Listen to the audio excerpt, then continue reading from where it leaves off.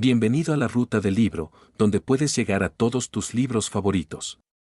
Recuerda darle like y activar la campanita para que no te pierdas ningún capítulo. El Resplandor, primera parte, capítulo 5, Stephen King, audiolibro. Jack aparcó el Volkswagen frente al Rexall en el centro comercial y dejó que el motor se parara. Volvió a pensar si no tendría que decidirse a cambiar de una vez la bomba de la gasolina y volvió a considerar que no podían permitirse ese gasto. Si el coche aguantaba hasta noviembre, podría jubilarse con todos los honores. Para noviembre, allá en las montañas, la nieve ya estaría más alta que el techo del cacharro, y tal vez más alta que 3 cacharros de esos apilados uno encima del otro. Quiero que te quedes en el coche, Doc. Te traeré una barra de caramelo. ¿Por qué no puedo ir? Tengo que hacer una llamada telefónica y es un asunto privado. ¿Por eso no la hiciste desde casa? Por eso. Wendy había insistido en que tuvieran teléfono, a pesar de lo ajustado de sus recursos. Con un niño pequeño, había dicho, y especialmente con un chico como Danny, que a veces tenía pérdidas de conocimiento, no podían permitirse carecer de teléfono. De modo que Jack había hecho frente a los $30 de gastos de instalación, lo que ya era bastante grave, y a un depósito de $90 de fianza, que era realmente doloroso. Y hasta ese momento, a no ser por 2 llamadas equivocadas, el teléfono había estado mudo. ¿Puedes traerme uno de fruta, papá? Claro. Pero quédate quieto y no juegues con la palanca de cambios, ¿eh? Bueno. Miraré los mapas. Eso. Mientras Jack salía, Danny abrió la guantera y sacó los 5 ajados mapas de carreteras: Colorado, Nebraska, Utah, Wyoming, Nuevo México. Le encantaban los mapas de carreteras, le gustaba seguir con el dedo el recorrido de las rutas. Por lo que a él se refería, tener mapas nuevos era lo mejor de haberse mudado al oeste. Jack fue al mostrador del drugstore, compró la barrita de caramelo para Danny, un periódico y un ejemplar de selecciones para escritores del mes de octubre.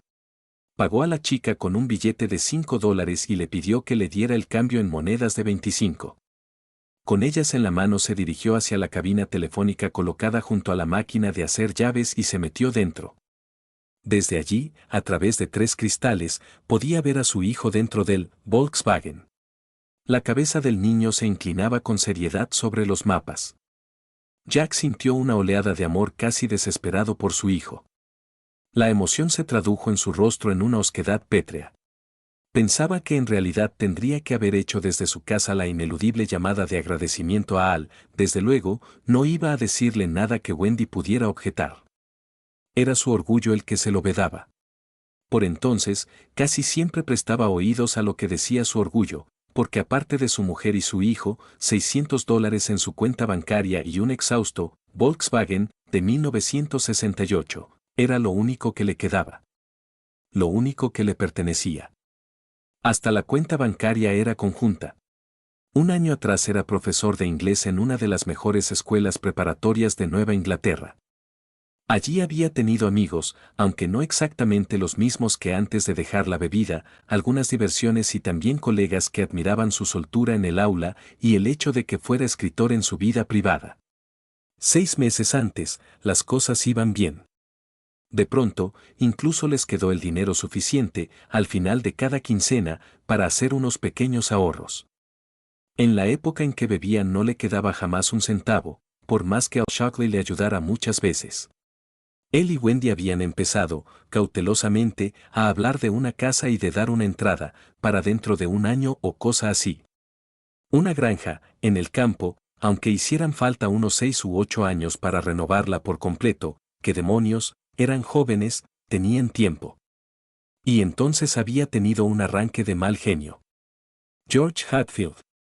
El aroma de la esperanza se había convertido en el olor a cuero viejo del despacho de Cromwell, donde todo parecía una escena tomada de su propia obra. Las viejas imágenes de los antiguos directores de Stovington en las paredes, los grabados en acero de la facultad tal como era en 1879, cuando la construyeron, y en 1895, cuando el dinero de Vanderbilt les permitió construir la casa de campo que todavía se levantaba al extremo oeste del campo de fútbol, inmensa y chata, revestida de yedra.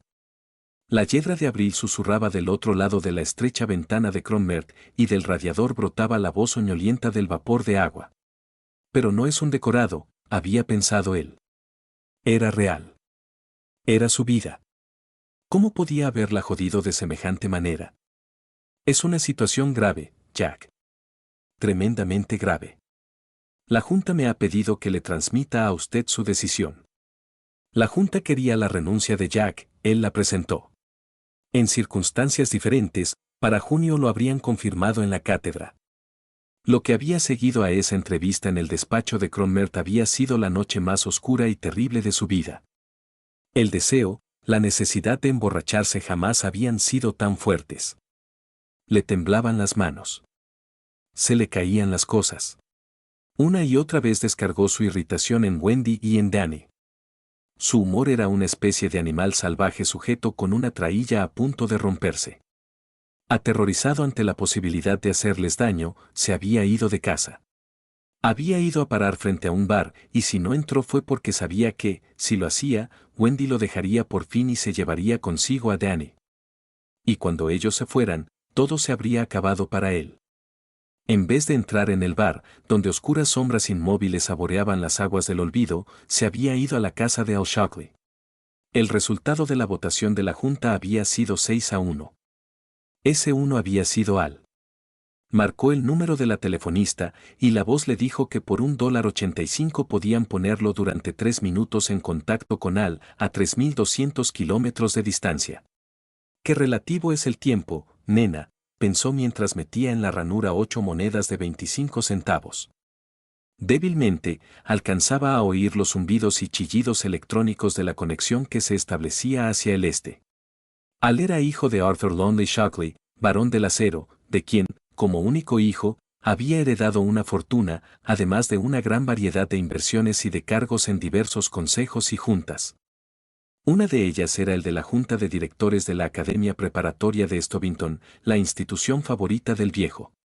Tanto Arthur como Albert Shockley eran graduados, y él vivía en Barre, lo bastante cerca para interesarse personalmente por los asuntos de la universidad. Durante varios años, Al había sido el entrenador de tenis de Stovington. Jack y Al se habían hecho amigos de una manera completamente natural e impremeditada, en las muchas reuniones de la facultad a las que asistían juntos, ellos eran siempre los dos concurrentes más borrachos. Shockley estaba separado de su mujer y, en cuanto a Jack, su matrimonio iba lentamente cuesta abajo, aunque siguiera amando a Wendy y le hubiera prometido con sinceridad y con frecuencia que se corregiría, por ella y por el pequeño Danny. De muchas fiestas de la facultad, los dos salían a recorrer los bares hasta que cerraban, para después detenerse en alguna tienda que estuviera abierta a comprarse un cajón de cerveza que se bebían en el coche, aparcados al final de algún camino solitario. Había mañanas en que, al entrar tambaleándose en la casa que alquilaban, mientras la aurora se insinuaba ya en el cielo, Jack se encontraba a Wendy y al bebé dormido sobre el diván, Danny siempre del lado de adentro, con un puñito cerrado bajo la mandíbula de Wendy. Cuando los miraba, el odio y el asco de sí mismo le subían en una amarga oleada a la garganta, cubriendo incluso el gusto de la cerveza y de los cigarrillos y de los martinis, los marcianos, como los llamaba Al. Eran las ocasiones en que, meditada y cuerdamente, sus pensamientos se volvían hacia el revólver, la soga o la navaja de afeitar. Si la curda se producía por la noche, como sucedía muchas veces, Jack dormía 3 horas, se levantaba, se vestía, se tomaba 4 excedrinas y, todavía borracho, se iba a dar su clase de las 9, sobre poesía norteamericana. Buenos días, chicos, hoy el genio de los ojos enrojecidos os va a contar cómo perdió Longfellow a su mujer en el gran incendio. Él nunca había creído que fuera un alcohólico, pensó Jack mientras oía sonar el teléfono de Al. La de clases a las que habría faltado, o las que había dado sin afeitarse, apestando todavía a los marcianos de la noche anterior. No por mí, que yo puedo dejarlo en cualquier momento. La de noches que él y Wendy habrían pasado en camas separadas. Pero oye, si estoy perfectamente. Los parachoques abollados. Claro que estoy en condiciones de conducir. Las lágrimas que ella vertía en el cuarto de baño. Las miradas cautelosas de los colegas cuando en una fiesta se servía aunque solo fuera vino. El ir comprendiendo, lentamente, que todo el mundo hablaba de él. Y la conciencia de que su Underwood no producía más que bolas de papel arrugado en su mayor parte en blanco, que iban a parar al cesto de los papeles. En Stovington había sido una pequeña luminaria, un escritor norteamericano en gradual florecimiento, quizá, y sin duda un hombre con condiciones para enseñar ese gran misterio de la creación literaria. Había publicado 2 docenas de cuentos. Estaba trabajando en una obra de teatro y pensaba que en alguna trastienda mental debía estar incubándose una novela. Pero ahora no producía nada y su enseñanza era un desastre.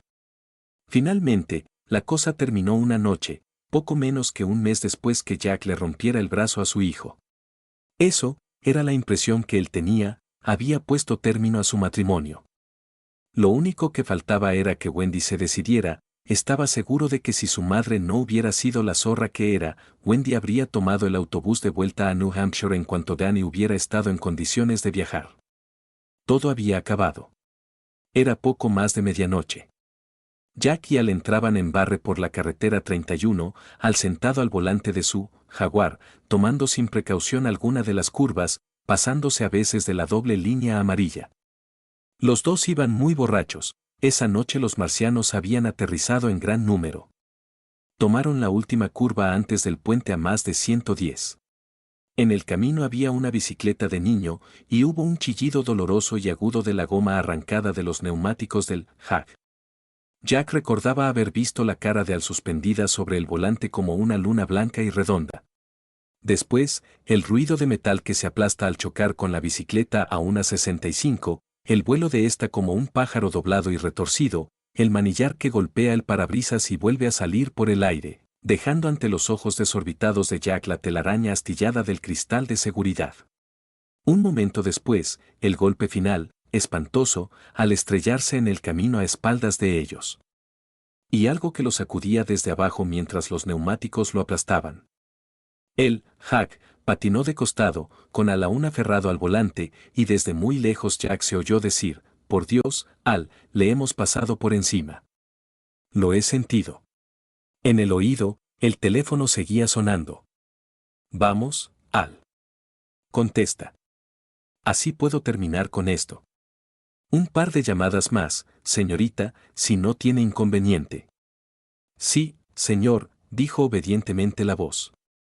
Vamos, Al. Al había atravesado el puente para ir hasta el teléfono público más cercano, desde donde llamó a un amigo soltero para decirle que se ganaría $50 si le buscaba en su garaje los neumáticos para la nieve del Jaguar y se los llevaba al puente de la carretera 31, en las afueras de Barre. 20 minutos después apareció el amigo, en tejanos y chaqueta de pijama. ¿Habéis matado a alguien?, preguntó después de haber recorrido la escena con la vista. Al ya estaba levantando con el gato la parte trasera del coche, mientras Jack aflojaba los bulones. Providencialmente, no, respondió Al. De todas maneras, creo que yo me vuelvo. Me pagarás mañana. De acuerdo, respondió Al, sin levantar la vista. Los dos habían cambiado las ruedas sin incidente alguno, y juntos habían regresado a la casa de Al Shockley. Al guardó el Jag en el garaje y paró el motor. En la silenciosa oscuridad, declaró: «Para mí, se acabó el trago, Jackie. Se terminó. Hoy he matado mi último marciano». Y ahora, mientras sudaba dentro de la cabina telefónica, a Jack se le ocurrió que jamás había dudado de la capacidad de Al para llevar a la práctica su decisión.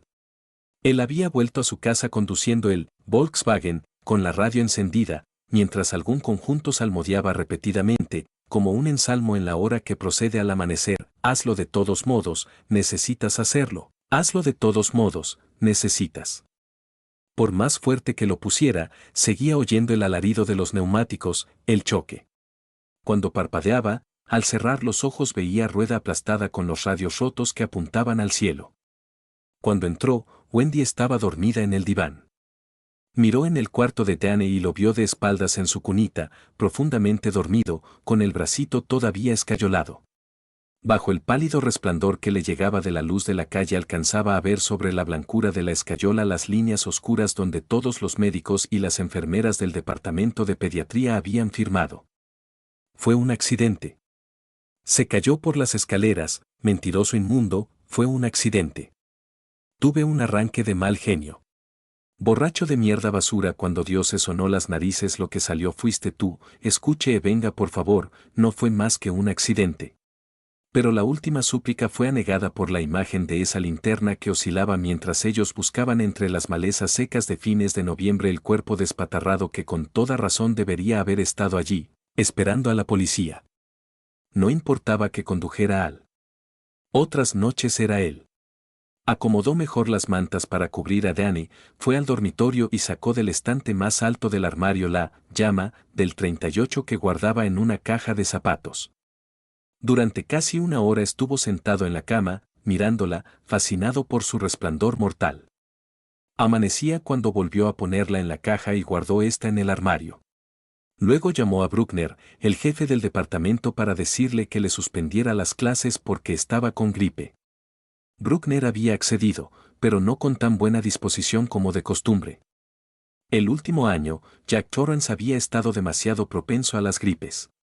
Wendy le preparó café y huevos revueltos y desayunaron en silencio. El único ruido venía del patio de atrás, donde Danny hacía correr jubilosamente sus camiones por el cuadrado de arena con su mano sana. Mientras lavaba los platos, de espaldas a él, Wendy le dijo, Jack, he estado pensando. Sí. Con manos temblorosas, encendió un cigarrillo. Cosa rara, esa mañana no tenía resaca. Solamente los temblores. Parpadeó, en la oscuridad instantánea la bicicleta voló contra el parabrisas, astillando el cristal. Los neumáticos chillaron. La linterna oscilaba. Quiero hablar contigo de lo que sea mejor para mí y para Danny. Para ti también, quizá. No lo sé. Tal vez deberíamos haber hablado antes de eso. ¿Quieres hacerme un favor?, preguntó él, con los ojos fijos en la trémula brasa del cigarrillo. ¿Quieres hacerme un favor? ¿Qué? La voz de Wendy era inexpresiva, neutra.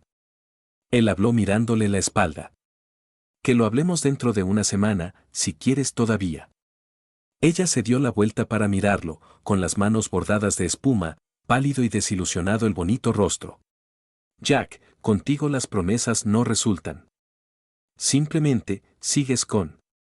Al mirarlo en los ojos se detuvo, fascinada, súbitamente insegura. Dentro de una semana, volvió a pedir él. Su voz había perdido totalmente la fuerza y se convirtió en un susurro. Por favor. No te prometo nada. Si entonces todavía quieres hablar, hablaremos. De lo que quieras. A través de la cocina soleada, los dos se miraron durante largo rato, y cuando Wendy volvió a los platos sin decir nada más, Jack empezó a temblar. Dios santo, qué falta le hacía un trago. Nada más que una gotita para ver las cosas en la perspectiva de vida. Danny ha soñado que tenías un accidente con el coche, dijo bruscamente Wendy. Tiene sueños raros, a veces. Me lo ha dicho esta mañana, mientras lo vestía. ¿Ha sido así, Jack? ¿Has tenido un accidente? No.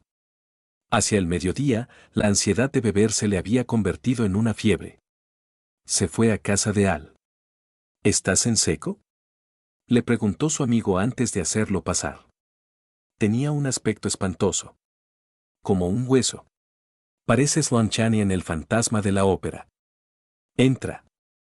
Se pasaron la tarde jugando a los naipes, sin beber. Pasó una semana. Él y Wendy no hablaron mucho, pero Jack sabía que ella lo observaba, incrédula, mientras él bebía café negro e infinitas botellas de Coca-Cola.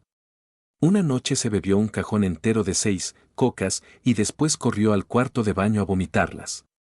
El nivel de las botellas de alcohol del mueble bar no bajaba. Después de las clases, Jack se iba a casa de Al Shockley, a quien Wendy odiaba más de lo que había odiado a nadie en su vida, y, cuando regresaba, su mujer juraba que su aliento olía a whisky o a gin, pero él conversaba con lucidez con ella antes de cenar, bebía café, jugaba con Danny después de la cena mientras compartía con él una coca, le leía algo antes de acostarlo y después se sentaba a corregir composiciones bebiendo interminables tazas de café negro. Wendy tendría que admitir que se había equivocado. Pasaron semanas, y las palabras sin pronunciar fueron retrocediendo cada vez más de los labios de Wendy. Jack percibía el retroceso, pero sabía que nunca sería una desaparición completa. Las cosas empezaron a mejorar un poco. Después vino lo de George Hadfield. Había vuelto a tener un arranque de mal genio, y esta vez completamente sobrio. Señor, ¿el abonado sigue sin, sí? Preguntó la voz de Al, sin aliento. Hablen, dijo de mala gana la telefonista. Al, soy Jack Torrance. Jackie. Dijo con auténtico placer. ¿Cómo estás? Bien. Te llamaba para darte las gracias. Me dieron el trabajo. Está perfecto. Si no termino esa maldita obra encerrado allá por la nieve todo el invierno, jamás podré. La terminarás. ¿Cómo van las cosas? Preguntó Jack, vacilante. En seco. ¿Y tú? Como un hueso. ¿Lo echas mucho de menos? Día a día. Al soltó la risa. Qué bien conozco esa escena. Pero lo que no sé es cómo hiciste para seguir en seco después del asunto de Hatfield, Jack. Eso ya fue el colmo. Es que realmente, yo ya había fastidiado bastante las cosas. Jack lo dijo con voz tranquila. Ah, demonios. Para la primavera habrá reunión de la Junta, y Effinger ya anda diciendo que tal vez la decisión fue demasiado apresurada. Y si tu obra llega a concretarse, sí. Escucha, Al, mi chico está esperándome en el coche, y me parece que está empezando a inquietarse, seguro, te entiendo. Que paséis un buen invierno allá, Jack. Me alegro de haberte sido útil. Gracias de nuevo, Al. Al cortar la comunicación, cerró los ojos en la cabina sofocante y de nuevo vio la bicicleta aplastada, la linterna oscilante. Al día siguiente había aparecido una nota en el periódico, en realidad un texto no mayor que para relleno, pero sin mencionar al dueño de la bicicleta. El porqué de su presencia a la intemperie, en plena noche, sería siempre un misterio para ellos, y tal vez así tuviera que ser. Volvió al coche, llevando a Danny su caramelo, pegajoso por el calor. ¿Papá? ¿Qué? Danny titubeó, mientras miraba el rostro abstraído de su padre. Cuando estaba esperando que regresaras de ese hotel, tuve un mal sueño. ¿Recuerdas, cuándo me quedé dormido? Sí. Pero no servía. Mentalmente, papá estaba en alguna otra parte, no con él. Pensando de nuevo en algo malo. Soñé que me hacías daño, papá. ¿Qué era el sueño, hijo? Nada, respondió Danny, mientras salían del aparcamiento, y volvió a guardar los mapas en la guantera. ¿Estás seguro? Sí. Jack miró rápidamente a su hijo, con fugaz inquietud, y después siguió pensando en la obra.